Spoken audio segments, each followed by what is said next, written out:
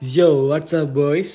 ඉතිං අද අපි මේ විඩියෙන් කතා කරන්න යන්නේ Clash of Clans ගේම් එකේ ඉන්න පේට්ස්ලා කවුද කියන එක සහ ඒගොල්ලොන්ගේ ස්පෙෂල් ඇබිලිටීස් මොනවද කියන එක. ඉතිං ටවුන් හෝස් 15 වලින් උඩ ඉන්න ප්ලේගෙනෙක් නම් වාට දැනටමත් පෙට් හවස් එක අන්ලෝක් වෙලා තියෙන්නේ. ඉතිං මේකෙන් තමා අපි පෙට්ලාව ඇක්සස් කරගන්නේ. ඉතිං අද අපි බලමු ගේම් එකේ ඉන්න පෙට්ස්ලා කවුද කියන එක සහ ඒගොල්ලොන්ගෙන් අපිට හොදම පෙට් විදිහට කවුද තියන්න පුළුවන් සහ මේ ඉන්න පෙට්ලාගේ ස්පෙෂල් ඇබිලිටීස් මොනවද කියන එක අද අපි කතා කරමු.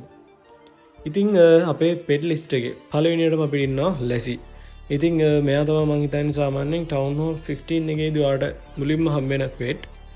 ඉතිං මෙයාගේ ස්පේෂල් ලැබිලිටි එක තමා මෙයාට පුළුවන් වෝල් උඩින් ජම්ප් කරන්න. කියන්නේ මෙයා යන පාත් එකේ ඉස්සරහින් වෝල් එකක් තිබ්බොත් එහෙම මෙයා වෝල් එක උඩින් ජම්ප් කරලා වෝල් එකකින් එහා පැත්තේ තියෙන බිල්ඩින් එකට ඇටැක් කරනවා. ඉතින් අන්න ඒක තමයි මෙන්න මේ ලැසිගේ ස්පේෂල් ඇබිලිටි එක. ඒ වගේම දැන් මෙයා මගේ ඉන්නේ ලෙවල් 8 වල. එතකොට හිට්ස් පොයින්ට්ස් තියෙනවා 3500ක්. ඒ වගේම ඩැමේජ් per second එක තියෙනවා 230. ඉතින් මෙයාගේ හිට් පොයින්ට්ස් නම් ඇවරේජ් මට්ටමේ තියෙන්නේ. ඒ වුණාට මෙයාගේ ඩැමේජ් එක සෑහෙන හොඳයි. හරි ගයිස්, ඊළඟට අපිට ඉන්නවා ඉලෙක්ට්‍රෝ ඔවුල්.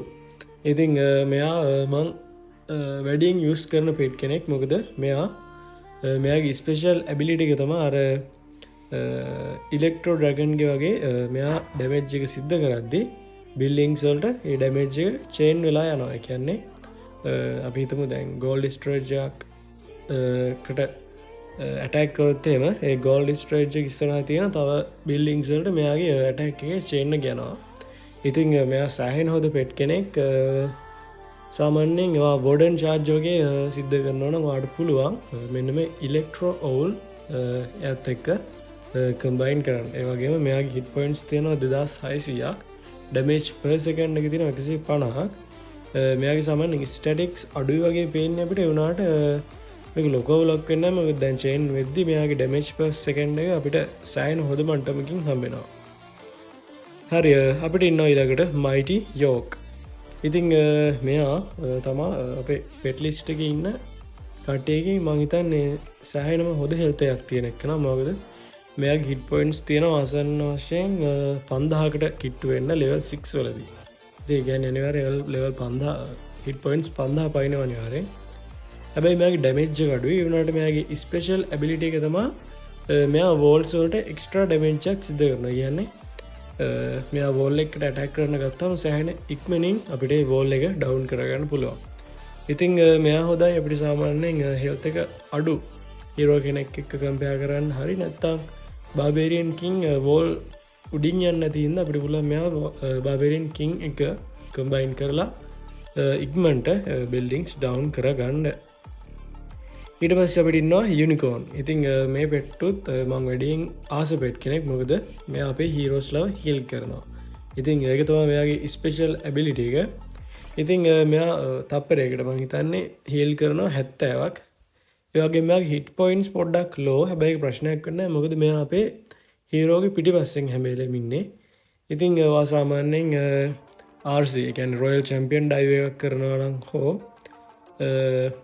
කින්ට නිකන් ඔය තියලා තියන්න වගේ පෙට් කෙනෙක් හොයනවා නම් මෙයා සෑහෙන හොඳයි. මොකද ඇටැක් එක පුරාවටම මෙයා අපේ හීරෝව හීල් කරනවා. හරි ගයිස්, ඊට පස්සේ අපිට ඉන්නවා ෆ්‍රොස්ටි. ඉතින් Clash of Clans මෙටා එකේ මෙයාව වැඩිපුරම යූස් කරන්නේ ක්වීන් එක. මොකද ක්වීන් සාමාන්‍ය ඩිෆෙන්ස් වලට ඇටැක් කරද්දී මෙන්න මේ ෆ්‍රොස්ටිගේ ස්පෙෂල් ඇබිලිටි එක තමයි මෙයා ෆ්‍රොස්ට් මයිට්. ඒ කියන්නේ අර නිකන් යටිගේ අර යටි මයිට් මේ හදනවා වගේ මෙයා ෆ්‍රොස්ට් මයිට් හදනවා. ඒ වගේම අපි ඇටැක් කරන ඩිෆෙන්ස් සරි බිල්ඩින්ග්ස් හරි ෆ්‍රීස් කරනවා. ඉතින් ඒක තමයි මෙයාගේ ස්පෙෂල් ඇබිලිටි එක. ඒ වගේම මෙයාගේ හිට් පොයින්ට්ස් උත් සෑහෙන හොඳ මට්ටමක තියෙනවා. ඉතින් මම නම් රෙකමන්ඩ් කරන්නේ මෙයාව වැඩියෙන්ම ක්වීන් එක යූස් කරන්න කියලා. හරි ගයිස්, ඊට පස්සේ අපිට ඉන්නවා ඩිගි. ඉතින් මෙයාත් සාමාන්‍යයෙන් පොඩ්ඩක් හොඳ. ඒ කියන්නේ ස්ට්‍රෝං පෙට් කෙනෙක්. මොකද මෙයාගේ ස්පෙෂල් ඇබිලිටි එක තමයි මෙයා යන්නේ අන්ඩර්ග්‍රවුන්ඩ්, ඒ කියන්නේ අර මිනියන් වගේ, සෝරි මම හිතන්නේ මයිනර් වගේ. ඒ වගේ මෙයා ඩිෆෙන්සර්ස් ස්ටන් කරනවා. ඒ කියන්නේ තප්පර ගානකට ඩිෆෙන්ස් එක ඇටැක් කරන එක අපිට නවත්තනවා. දැන් ලෙවල් 8 වලදී නම් ස්ටන්ට් ඩියුරේෂන් එක තමයි තප්පර 2.5ක්. ඒක සෑහෙන මේ ලොකු ඉම්පැක්ට් එකක්. මොකද මේ දැන් අපි හිතමු මෙයා මොනොලිත් එක්කට වගේ ලොග් වුණොත් එහෙම මේ එමුණොත් එහෙම මොනොලිත් එක තප්පර 2.5කට ෆ්‍රීස් වෙනවා කියන්නේ අපිට සෑහෙනම හොඳ එකක්. ඉතින් මෙයා සාමාන්‍යයෙන් අපිට පුළුවන් වෝඩන් වගේ එක මේ කම්බයින් කරන්න. හැබැයි ඒකත් එක්කම මෙයා සෑහෙනම හොඳ ස්ට්‍රෝං පෙට් කෙනෙක්. හරි ගයිස්, ඊට පස්සේ අපිට ඉන්නවා පොයිසන් ලිසාඩ්. ඉතින් ටවුන් හෝල් 18 අප්ඩේට් එකත් එක්ක අපිට ආවා ගාඩියන්ස්ලා. ඉතින් මේ ළඟදී මේ අප්ඩේට් එක එන්න කලින් ගාඩියන්ස්ලට තිබ්බ එකම ඔප්ෂන් එක තමයි මෙන්න මෙයා. මෙන්න මේ පොයිසන් ලිසාඩ්ගේ ස්පෙෂල් ඇබිලිටි එක තමයි මෙයා දැන් අපි ඇටැක් කරන බේස් එකේ එනිමි හීරෝස්ලට ඇටැක් කරනවා වගේම එනිමි හීරෝස්ලා ස්ලෝ ඩවුන් කරනවා. නිකන් මෙයා නිකන් හෙඩ් හන්ටර් කෙනෙක් වගේ. හැබැයි මෙයා අපේ හැම වෙලෙම හීරෝ කෙනෙක්ගේ පස්සෙන් යනවා. ඉතින් සෑහෙනම හොඳ පෙට් කෙනෙක් කියන්න පුළුවන්. ඉතින් ඒ වගේම ටවුන් හෝල් 18 වල ගාඩියන් ඩවුන් කරගන්නත් මෙයා සෑහෙනම හොඳ පෙට් කෙනෙක්. ඊට පස්සේ අපිට ඉන්නවා ෆීනික්ස්. ඉතින් one of the most strongest pets in the game. Game එකේ ඉන්න පට්ටම ස්ට්‍රෝං පෙට් කෙනෙක් තමයි මෙයා. මෙයාගේ ස්පෙෂල් ඇබිලිටි එක තමයි අපේ හීරෝ මැරුණට පස්සේ තප්පර ගානකට අපේ හීරෝව ආයේ ලයිව් කරන්න පුළුවන්. කියන්නේ ආයේ ගේම් එකේ අපේ ස්ට්‍රැටජි එකට ගේන්න පුළුවන්. ඉතින් ඒකත් තප්පරයක් දෙයක් නෙවෙයි. දැන් මගේ මෙයා ලෙවල් 10 එක කියන්නේ මැක්ස් එකේ ඉන්නේ. තප්පර 8.5ක් ආයේ අපේ හීරෝ කෙනෙක්ව ලයිව් එකට ගේන්න පුළුවන්. ඉතින් මෙයා නම් සුපිරිම පෙට් කෙනෙක්. වට පුළුවන් කැමතිම හීරෝ කෙනෙක් එක්ක මෙයා යූස් කරන්න. ඒ වුණාට මම නම් රෙකමන්ඩ් කරන්නේ මෙයාව අපේ කින් එක්ක හරි අලුතෙන් ආපු හීරෝ ඩ්‍රැගන් ඩියුක් එක්ක හරි යූස් කරන්න කියලා. ඊට පස්සේ අපිට ඉන්නවා ස්පිරිට් ෆොක්ස්. ඉතින් මෙයා මේන්ලි අපි යූස් කරන්නේ හීරෝ ඩයිව් වලට, මේන්ලි රොයල් චැම්පියන් ඩයිව් එකට. ඉතින් මෙන්න මේ ස්පිරිට් ෆොක්ස්ගේ ස්පෙෂල් ඇබිලිටි එක තමයි ඉන්විසිබල් වෙන එක. කියන්නේ තප්පර කිහිපයකට සැරයක් මෙයා ඉන්විසිබල් වෙනවා. කියන්නේ අර ඉන්විසිබිලිටි ස්පේස් වගේ මෙයා තප්පර මං හිතන්නේ 9.5 වගේ මෙයා අපි කම්බයින් කරලා ඉන්න හීරෝ එක්කම ඉන්විසිබිලිටි වෙනවා. ඉතින් ඒක සෑහෙනම හොඳ ස්කිල්ලයක්. ඉතින් මෙයා අපිට ඕනම හීරෝ කෙනෙක් එක්ක කම්බයින් කරන්න පුළුවන්. ඉතින් රොයල් චැම්පියන් චාර්ජයක් වැය කරනවා නම් මෙයා පට්ටම හොඳ පෙට් කෙනෙක්. ඊට පස්සේ අපිට ඉන්නවා ඇන්ග්‍රි ජෙලි. ඉතින් මෙයාගේ ස්පෙෂල් ඇබිලිටි එක තමයි අපි මෙයාව දාලා ඉන්න හීරෝ පළවෙනි තප්පර 35 ඇතුළත ඩිෆෙන්සර්ස් ටාගට් කරනවා. ඒ කියන්නේ දැන් අපි හිතමු කින් සාමාන්‍යයෙන් එයා නෝමල් ඇටැක් කරද්දී ඩිෆෙන්සර්ස් වලට විතරක් ගහනවා කියලා එකක් නෑ. හැම බිල්ඩින් එකටම ඇටැක් කරනවා. හැබැයි මෙන්න මේ ඇන්ග්‍රි ජෙලි අපි කින්ට දාපුහම වෙන්නේ කින් ස්පෙෂල් කියන්නේ යම් කිසි වෙලාවක් යනකම් ඇටැක් කරන්නේ ඩිෆෙන්සර්ස් වලට විතරයි.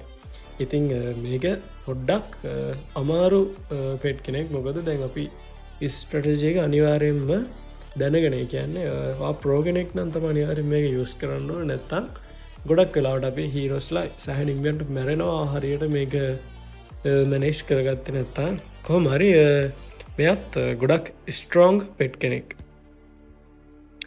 ඊට පස්සේ අපිට ඉන්නවා ස්නීසි. මෙයත් මං ආසම පෙට් කෙනෙක්.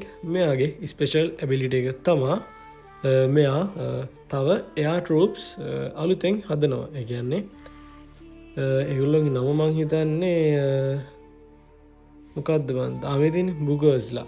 ඉතින් මෙන්න මේ කවුද අපේ ඉස්නීසි කරන්නේ මෙන්න මේ බූගර්ස්ලා හදන එක. කියන්නේ තප්පර ගානකට සැරයක් මේ කෙනෙක් එයා අලුතෙන් හදනවා. ඉතින් මේක හොඳයි. අපි වෝඩන් චාර්ජයක් වය කරනවා නම් දැන් වෝඩන්ට හීරෝස් වෝඩන්ට හීලස්ලා දාපුවාම හීලස්ලාට රෙඩ් මයින් බ්ලැක් මයින් වගේ අහුවෙන්නේ නැතුව ගොඩක් වෙලා එළවි තියාගන්න මෙන්න මේ ඉස්නීසි සෑනම හොද චොයිස්ය. ඉතින් මේන්ලි රෙකමන්ඩ් කරන්න කොහොමත් මෙයා වෝඩන්ට දාන්න සාමාන්‍යයෙන් අපි කොහොමත් මෙටාගේ දාන්න මෙයාව වෝඩන්ට තමා. ඉතින් මෙයාගේ හිට පොයින්ට්ස් තියෙනවා සෑහෙන්න හොඳ වගේ. කියන්නේ 4000ක් වගේ තියෙනවා. ඩැමේජ් එකක් තියෙනවා 350ක්. මම මේක තාගෙන ලෙවල් 5 වලදී මගේ ලෙවල් 5. ඒ වගේම මෙයා යුනිට්ස් කියන්නේ තප්පර යකට එක දිගට මෙව කරන්නේ යුනිට්ස් දෙකක් විතරයි. ඊට පස්සේ අපිට ඉන්නවා ග්‍රීඩි රේවන්. ඉතින් මෙයා තාම මට අන්ලොක් කළත් නැහැ. මෙයා මම හිතන්නේ අන්ලොක් වෙන්නේ ටවුන් හෝල් 18 වලදී. ඉතින් මෙයා අලුතෙන් ආපු පෙට් කෙනෙක්. මෙන්න මේ ග්‍රීඩි රේවන්ගේ ස්පෙෂල් ඇබිලිටි එක තමයි මෙයා රිසෝසස් වලට කියන්නේ රිසෝස් බිල්ඩින්ග්ස් වලට එක්ස්ට්‍රා ඩැමේජ් එකක් සිද්ධ කරනවා. ඒ කියන්නේ අර ගොබ්ලින් වගේ. දැන් ගොබ්ලින් ගත්තාම මම හිතන්නේ 4 ගුණයක්ද කොහෙද රිසෝසස් වල ඩැමේජ් එක. ඉතින් අන්න ඒ වගේ මෙයාගේ නෝමල් ඩැමේජ් එක ඩැමේජ් පර් සෙකන්ඩ් එක 110ක්. හැබැයි මෙයා සාමාන්‍යයෙන් අපි හිතමු ගෝල්ඩ් ස්ටෝරේජ් එකකට එලික්සර් ස්ටෝරේජ් එකකට හරි ගෝල්ඩ් මයින් එකකට හරි එලික්සර් කලෙක්ට් එකකට හරි මේ ඇටැක් කරද්දී ඩැමේජ් එක මම හිතන්නේ සෑහෙන්න වැඩි වෙනවා. ඉතින් මෙයාත් හොඳයි ස්පෙෂල් ස්ට්‍රැටජි එකක් තියෙන්න ඕනේ ඔයාලට මෙයාව ගහන්න. ඒ වගේ මෙයා ටවුන් හෝල් එකටත් ඇටැක් කරනවා. ඒ කියන්නේ අපිට පට්ටම ස්පීඩ් එකකින් මෙයාව මේ යූස් කරන්න පුළුවන් අපේ ටවුන් හෝල් එකේම ඩවුන් කරගන්න. ඉතින් මේ අප්ඩේට් කරන්න සෑහෙන්න යනවා මම හිතන්නේ. කොහොම හරි ඉතින් ඔන්න ඔහොම තමයි Clash of Clans ගේම් එකේ පෙට්ලා සහ ඒගොල්ලෝගේ ස්පෙෂල් ඇබිලිටිස් තියෙන්නේ. ඉතින් අන්තිමේටම මම ඔයගොල්ලන්ට මෙතන ඉන්න හොඳම පෙට්ලා කවුද කිව්වොත් එහෙම මගේ පර්සනල් චොයිස් එක නම් මෙතනින් මම පෙට්ලා 3 දෙනෙක් 4 දෙනෙක් වගේ තෝරන්නම්. ෆීනික්ස් සෑහෙනම හොඳ. මම හිතන්නේ නම්බර් 1 වගේ අපිට ගන්න පුළුවන්. පට්ටම වාසි පෙට් කෙනෙක්. ඒකත් එක්කම ඉස්නීසිත් හොඳයි. අනිවාර්යෙන්ම වෝඩන්ට දානවා නම් ඇන්ග්‍රජෙලිත් පට්ට හොඳ පෙට් කෙනෙක්. මොකද ඩිෆෙන්සස් ටාගට් කරනවා කියන අපිට පට්ටම ෆ්ලෙක්සිබල් විදිහට මේ ඇටැක් එක ගහන්න පුළුවන්. ඊට පස්සේ මගේ ඔපිනියන් එකෙන් බැලුවොත් මට ෆ්‍රොස්ටි හොඳයි. හැබැයි සමහරක් කට්ටියට මෙතන මේ ස්පිරිට් ෆොක්ස් දෙන්න පුළුවන් රොයල් චැම්පියන් චාර්ජ් කරන කට්ටියට. හැබැයි මගේ කැමැත්ත මම කැමති වැඩියෙන් ෆ්‍රොස්ටිට. මොකද කුයින් එක මේ කම්බයින් කරපුවාම සෑහෙනම හොඳ වැලියු එකක් ගන්න පුළුවන් අපිට. ඉතින් ගයිස් ඔන්න ඔහොම තමයි Clash of Clans ගේම් එකේ පෙට්ලාගේ ඩීටේල්ස් සහ ඒගොල්ලෝගේ ස්පෙෂල් ඇබිලිටිස් තියෙන්නේ. ඉතින් වීඩියෝ එක හොඳයි කියලා හිතෙනවා නම් වීඩියෝ එකට ලයික් එකක් දාන්න. ඔයගොල්ලන්ට මොකක් හරි ප්‍රශ්නයක් තියෙනවා නම් කමෙන්ට් එකක් දාගෙන යන්න. වගේම මේ වගේ වීඩියෝස් දිගටම බලන්න කැමති නම් මගේ channel එක subscribe කරන් යන්න. So bye guys. අපි ආය අලුත් වීඩියෝ එකකින් හම්බෙමු.